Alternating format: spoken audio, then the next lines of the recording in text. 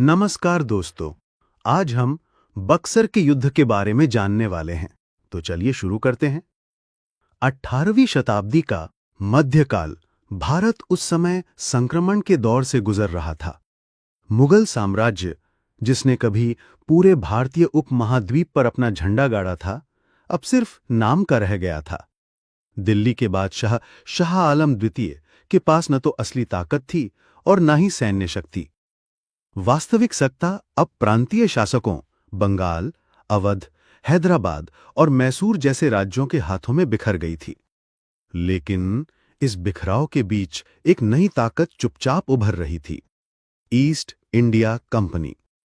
प्लासी का युद्ध जीतकर कंपनी ने बंगाल की राजनीति पर अपनी पकड़ बना ली थी। लेकिन बंगाल के नवाब मीर कासिम कंपनी की कठपुतली बनकर नहीं रहना चाहता था।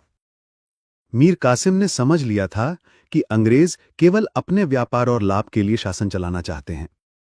उसने प्रशासनिक सुधार किए, कर प्रणाली बदली, सेना को आधुनिक बनाया और अंग्रेज व्यापारियों के विशेषाधिकार छीन लिए।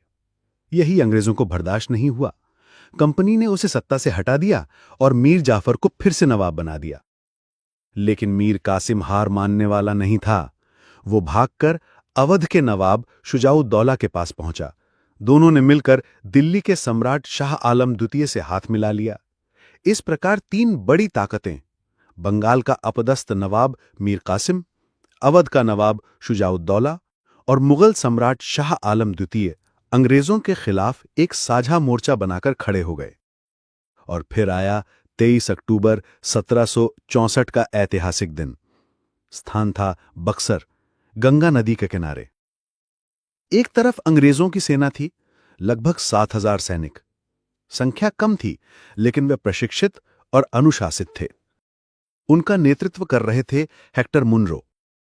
दूसरी तरफ भारतीय गठबंधन की सेना थी, 40,000 से भी अधिक सैनिक। संख्या बहुत बड़ी, लेकिन नेतृत्व और रणनीति में गड़बड़ी। युद्ध सुबह से शुरू हुआ। भारतीय सेनाओं ने बड़े जोश के साथ हमला किया। तोपें गरजीं, तलवारें टकराईं, गंगा किनारे धूल और धुआं छा गया। लेकिन अंग्रेज सेना के अनुशासन और आधुनिक हथियारों ने धीरे धीरे बढ़त बना ली। उनकी तोपखाना पंक्तिबद्ध ढंग से गोलाबारी कर रही थी और पैदल सेना ने मोर्चा संभाल रखा था। वहीं भारतीय पक्ष में असमन्वय था। मीर कासिम और शुजाउद्दौला के बीच भरोसा नहीं था। शाह आलम द्वितीय केवल नाम का सम्राट था, असल नेतृत्व कोई नहीं कर रहा था।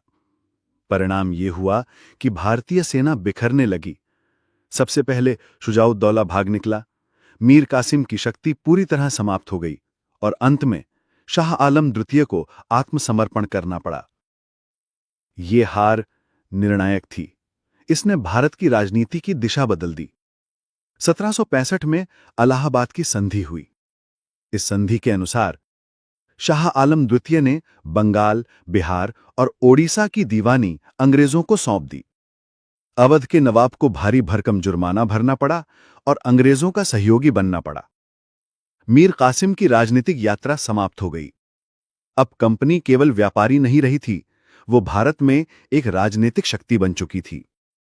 प्लासी का युद्ध अंग्रेजों के लिए एक शुरुआत था, लेकिन बक्सर का युद्ध उनकी स्थिति को स्थायी और वैध बना गया। इतिहासकार कहते हैं, प्लासी की जीत ने अंग्रेजों को बंगाल का दरवाजा खोला, लेकिन बक्सर की जीत ने उन्हें पूरे भारत की चाबी सौंप दी।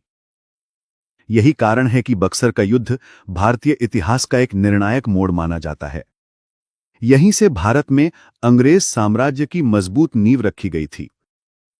आशा करता हूं आपको वीडियो पसंद आई होगी।